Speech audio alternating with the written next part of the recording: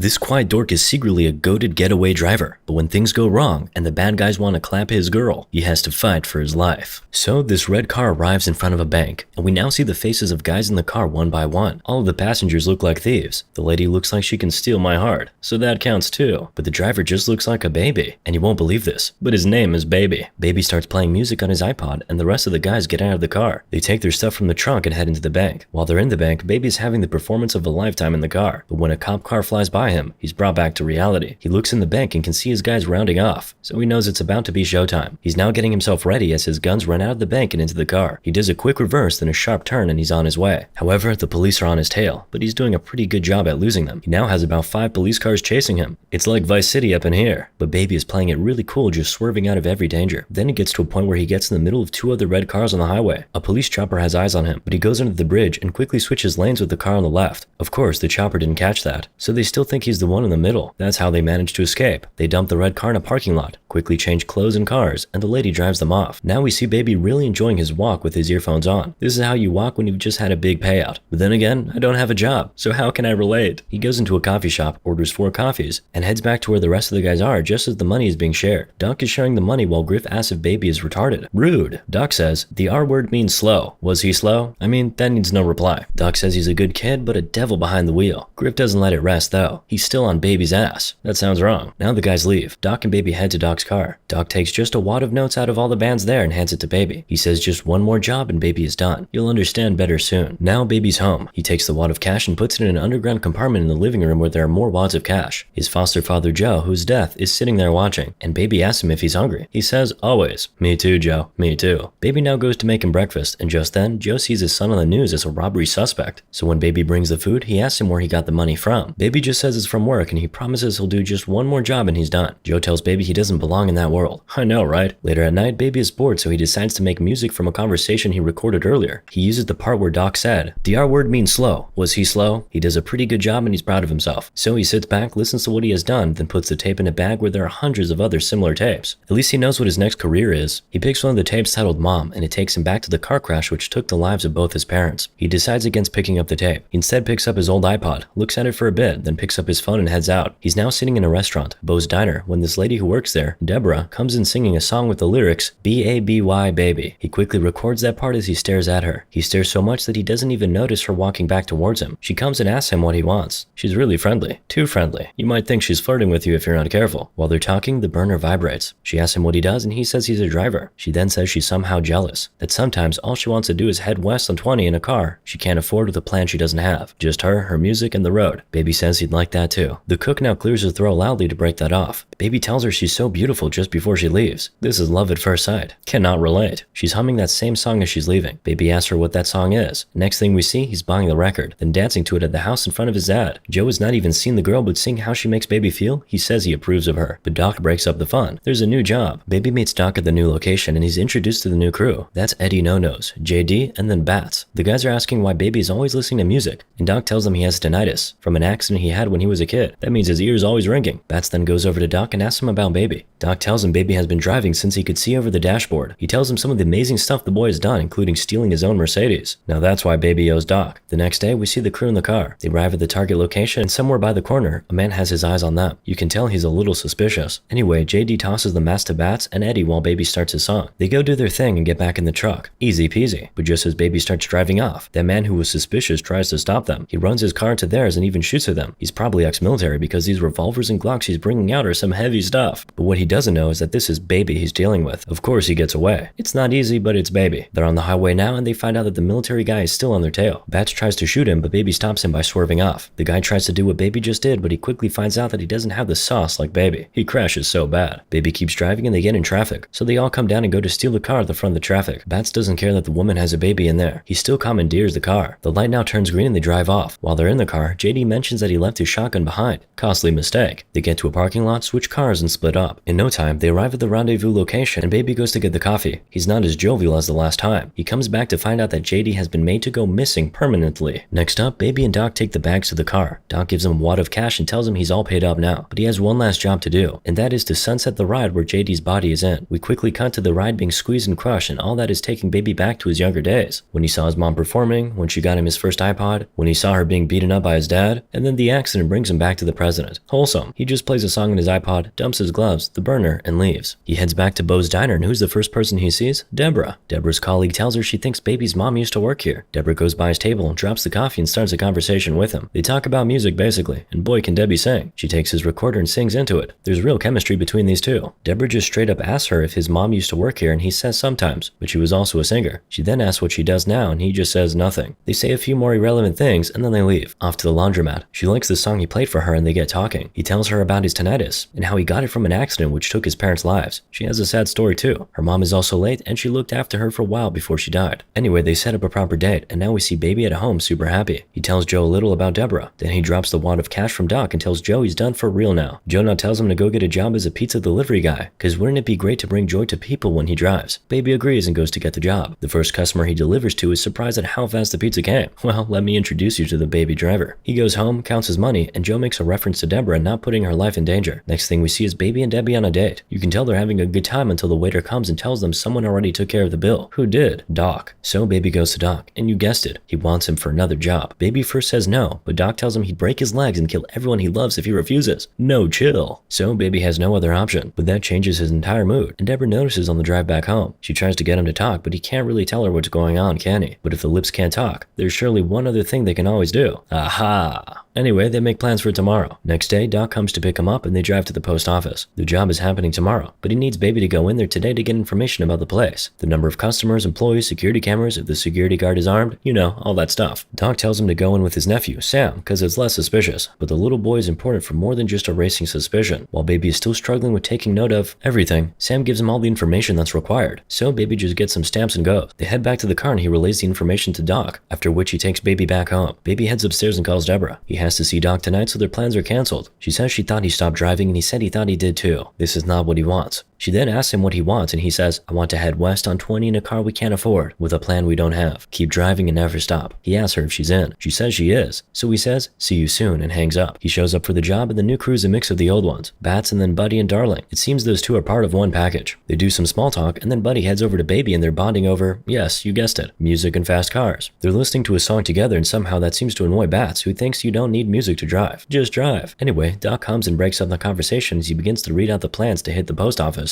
as well as the tools they'll be needing. Tonight they pick up their guns, and after that, they'll all be spending the night here. And they're off. Bats asks Baby to pull over because he wants to be. He does. Bats gets off and the lovebirds are at it again. As they're hanging out, Darling tells Buddy she wants him to clap Bats after the job, because he looked at her funny. Oh wow. Anyway, Bats comes back and they leave. They head straight to the pickup location. This little man dressed in all white removes a cloth and Viola. All sorts of firearms, grenades too. If you thought this was going to be a simple purchase, think again, because things very soon light up. Bats takes the first shot and it soon turns into a full-blown shootout. Baby very nearly gets clapped, but Bats comes and saves him. They finish off the other guys, but Darling gets a bullet to the hand. Darling and Buddy are yelling at Bats now, but he explains that he started shooting because he noticed APD written on one of the boxes and clocked that the guys were cops. While they're still yelling at each other, one of the guys stands up and tries to drive off, but Bats, Buddy, and Darling stop him in his tracks. They head off in a different car from the one they came in. Bats throws a grenade in the car that guy just tried to escape in, and they hit the highway. As Baby is driving, Bats tells him to stop at Bo's diner because he's hungry. Baby says no. Bats can't fathom being told no, so he yells and Baby stops the car. Baby says he doesn't want to go in there and we all know why, but he can't tell Bats the real reason, so he says it's because the place sucks. But Bats knows it's more than that, so he insists they all go in. Deborah is on duty. Baby has a straight face and Deborah already knows something's off. The mean-looking men behind him don't help matters at all. They get a seat and Deborah comes to get their orders. Deborah and Baby exchange looks and she leaves. Bats seems to have Buddy all figured out. He tells him he can tell he used to be a stockbroker and then got caught crazy in debt, which drove him into the world of crime. It seems he's right, because see that look on Buddy's face? Darling calms Buddy down and tells Bats that he thinks he knows them, but he actually doesn't. He tells him he doesn't want to see Buddy mad. She says, when he sees red, you won't see nothing but black. Kind of a banger line. Bats just claps sarcastically in response to that. Just then, Deborah comes with the drinks, and as she leaves, Bats asks Baby if he knows her. He denies her like Peter did Jesus, and Bats takes out his gun to go clap her. Baby holds it. Bats says okay, tells him to tip the nice lady, then leaves. Buddy and Darling follow. I thought this guy said he was hungry. Baby goes to tip Deborah and he slides in a napkin. She opens it and it says road trip 2 a.m. Oh, he plans to ditch Doc now? This won't end well. Anyway, the crew heads back to base, and the first thing Doc says is that he didn't hear the word bananas. Normally when a deal is done with his clients, they call him, say the word bananas, and hang up. But he didn't hear bananas tonight. So he's going bananas. Bazinga. Bats says his clients were cops. Doc says he knows. They were his cops. So Bats lies that they fired first, and Buddy covers up for him. But that's not enough for Doc. He calls off the job and tells them to get out of town. But Bats says he's not running. He says they should drive into the storm. Doc then asks who's going to fence the money orders since he shot the fence. Bats says Buddy Buddy has a guy. Buddy says yes, he does, but Doc wants to hear from Baby. He says it's his call. Baby's vote is yes. He walks off. Buddy looks at him suspiciously. Baby is now replaying the just concluded conversation on his recorder. Then he starts picturing himself with Deborah. He snaps back to reality at about a minute to 2 a.m., and now he tries to sneak out. But not so fast, of course. He finds Buddy standing, waiting for him. Buddy asks him where he's going. Baby says coffee. Not a smart answer. Buddy is now telling Baby that if he's just in this for the buzz, if driving is just an escape for him, then he better leave and not come back. Sounds like a brilliant suggestion. Thanks, boss. But here comes Bats to ruin everything. He's with Baby's little recorder and he's asking him why he was recording them. He has a revolver pointed to his face now, and he's asking him if he's a cop. Baby, who has already seen how Bats treats cops, is shaking now. He explains that he only records stuff because he likes to make music out of them. They ask him to play one of his recordings then, but he tells them they're all at home. So they knock him out cold and go get all of his recordings. By the time he wakes up, he's in front of the entire crew and his tapes are thrown out on the table. Doc is asking Baby to explain, but the only thing on his mind is Joe. He asks what they did to him and Bats just comes out on Joe's wheelchair. That's not a good sign. Now he puts in a tape and it's the "was he slow" one. Darling likes it. Doc then picks out the one named Deborah and Darling figures that's the girl from the diner. Bats now asks why he said he didn't know her, and Buddy asks if he has been talking about them to Deborah. Trouble. Doc is fed up. He says take this fool back to his shithole. I'll find another driver for tomorrow. And Baby gets up and says no, you're not getting a new driver. I've been on every job since we met. I'm your driver tomorrow. I'm driving. Doc loves the energy, so Baby's back on the job. Meanwhile, Deborah is sitting at the diner waiting endlessly. Poor girl. The next day, the crew hit the road. It's a little cloudy. They get to the post office and Buddy and Darling drop off at the entrance, while Baby and Bats go around back where Bats drops off. While he's waiting in the car, Baby sees a woman approaching the post office. She waves at him and he shakes his head at her. She turns and returns with a police officer. While he's at the door of the car, the guys come out and Bats claps the cop. Then they get in the car, but Baby doesn't move. Bats is yelling at him to drive, but he's just staring. Bats says he'll shoot him if he doesn't move in 3. So Baby just puts his foot on the gas and runs into the truck ahead of them, which had a rod poking out. The rod runs straight into Bats' chest, and that's good night. Baby, Buddy, and Darling quickly get out, and before they know it, cops are everywhere. Buddy and Darling shoot for a bit before they join Baby and run. The cops are chasing. Apparently, Baby is not just fast behind the wheels, he's also really fast on his feet. Look how much ground he's covering. He runs into a mall, gets a change of clothes, and tries to walk off like normal. But that doesn't do him much good as the cops still spot him and continue chasing. He's running like he stole something. Oh wait, he did steal something. Or at least he helped other people steal something. He gets down to the parking lot and manages to break into a car. Okay, this is where you have really lost him. You should have never let him get in a vehicle. But wait a minute, this is not exactly superhero mode as Baby crashes into a truck before he even gets out of the parking lot. Guess who's in the truck? Darling and Buddy. They get out of the truck and try to get into Baby's car, but the cops are already well positioned for a shootout. They clap Darling, and that brings out the beast in Buddy. He's shooting at everyone now, including Baby. Baby tries to drive off, but that doesn't work. So he takes the bag of money, which Darling dropped in the car, and runs off. He tries to pick his iPod, but Buddy shoots the poor thing. Baby now stops an old lady and takes her car, but he doesn't just drive off. Now that his iPod is gone, he has to find the right song on the radio before he can drive. That takes a few seconds, but he does find it. He turns, tosses her back to her, and drives home. He gets home and finds Joe on the floor. The entire house is scattered. He grabs his wads of cash, stuffs them in Joe's jacket, then puts a call through to Bo's diner. The cook picks up, so he just tells him to tell her that Baby's coming. He hangs up, picks his iPod, he has a lot of these obviously, and carries Joe down to the car. He uses another car though, not the one he came in. He drives Joe to an old people's home, records a message telling the listener all about Joe. Joe asks Baby if he'll come back, and he says he doesn't know. Again, Joe tells him to take care of Deborah, and just then, a chopper from the Atlanta Police Department shows up with its very bright lights, but Baby disappears right in time. We now see him arriving at Bo's diner. Baby's here for his baby, but Buddy is here for him. Just then, the faces of Darling and Bats are shown on the TV as the robbers who are confirmed dead. Buddy says a few things about Darling, and then picks up his pistol and points it at Deborah. He asks Baby if he loves her, and he says yes. Buddy says that's too bad. A cop car arrives outside, but the cops just want to use the bathroom. Buddy motions to Baby to come sit beside him. He takes one of his buds and vibes to the song Baby is listening to, but only for a few moments. He takes off the earphones and tells Baby the song is over, but he'll still have to face the music. Okay, that's a good line. After he says that, Deborah's colleague comes out and asks how they're doing. As Buddy turns to reply, Baby shoots him in the chest. Pandemonium everywhere. Baby grabs Deborah and escapes through the back door, while the cop in the car runs into the restaurant. Baby tells Deborah he has to go, but Deborah says she's coming with him. So they disappear together. Meanwhile, Buddy is not going down alone. He takes the cop with him. Baby goes to a payphone, calls Doc, tells him he needs his help, but Doc just hangs up. Deborah says they need to leave, but Baby says he just needs one thing first. Then it would be just them, music, and the road. She says they don't even have a car, and just as she says that, a sweet red Mustang pulls up. Baby goes and commandeers the car. He and Deborah get in and they drive off. They get to a parking lot and stop. Deborah has her heart in her mouth. Baby goes up to meet Doc. He tells him he needs those tapes. Doc says he isn't giving them to him. Baby says he has the money orders in the bag he's holding, and he'll trade the bag for just one of the tapes. Doc still says no. When he sees Deborah come in, that seems to change his mind. He allows Baby to get the tapes. Doc is a romantic, I see. He even follows them to the elevator and tells them to skip down. He gives them a bag of money and says that should be enough. Why is he being so kind, you ask? Because he was in love once. As the elevator door opens, they see 3 men shooting at them. Doc tells them to run while he takes care of them. Doc gets shot though, so Baby and Deborah stop to see if he's okay. He turns to them and says, I thought I told you to run. A cop car now arrives and Doc tells them to leave. He'll deal with the cops. But that's not the cops. It's Buddy. This guy has really survived survived everything. Now remember that song Buddy and Baby bonded over that other time? Buddy plays it from the car and puts it at the highest volume. He tells Baby it's his killer track. Doc starts shooting at him, but Buddy easily runs him over. He slams into another car, then reverses and completely crushes Doc's body. Baby quickly uses that opportunity to pick a car key from the floor. He then takes the gun from his pocket and points it at Buddy, who's revving his car. He shoots, but doesn't really get Buddy, so he jumps on the car and then over it, as Buddy slams into the wall. Baby and Deborah now get into a car, and both cars are now doing a head-to-head race. Baby is reversing while Buddy is going forward facing him. Baby manages to get Buddy to slam into another car. Then he takes off his seatbelt and tells Deborah, "We're getting out. We have to end this." By the time Buddy has gotten himself back, Baby and Deborah have left the car. He sees the car, but he doesn't see them. He's driving around calling out for Baby. Then he sees Deborah standing alone, and she just says, "Now." Out of nowhere, Baby shows up in a truck and drives into Buddy's car, pushing it over the railing. But Buddy gets out just in time. Still doesn't die. Baby comes out of the car and looks at the cop car burning downstairs. Then from nowhere, Buddy comes out and tells him he did good, but he took away something that he loves, so he has to do the same. Of course you know what that means. But before taking Deborah, Buddy decides to take out Baby's hearing first. He shoots so close to Baby's ears, and Baby is holding his ears and writhing in pain on the floor. But before Buddy goes to attend to Deborah, she grabs a rod from the car and starts hitting him with it. That's enough distraction for Baby to pick a revolver and clap Buddy with it. He shoots at him, and Buddy finally dies. He falls and lands right on the burning car, and the thing just explodes. Next thing we see, it's morning and Deborah is driving with Baby in the front seat. He's only just waking up. Debbie is playing with his mom's tape, and it seems like it's going to be happily ever after, but they get to a bridge which is blocked by cops. Deborah tries to do a quick reverse, but Baby hits the brakes. He tells her she doesn't belong in this world, takes out the key, and goes out with his hands in the air. The cops come and take him in. Next, we see him being transported to jail, and we hear Deborah talking about him in court. After her, we see the old lady whose car he stole but returned her purse. Then the other lady who he signaled not to go in. Then finally Joe. My law knowledge is not so good, but I think they're all acting as character witnesses. Anyway, the judge sentences him to 25 years in prison, subject to parole hearing after 5 years served. So I guess it's not that bad. We see Baby receiving a letter from Deborah in prison. It's pictures and some really sweet words. She says she can't wait for the day when it's just the two of them, music and the road. Fast forward a bit, and it seems his dream is finally coming true. Moral of the story? Love at first sight is the least believable part of this movie.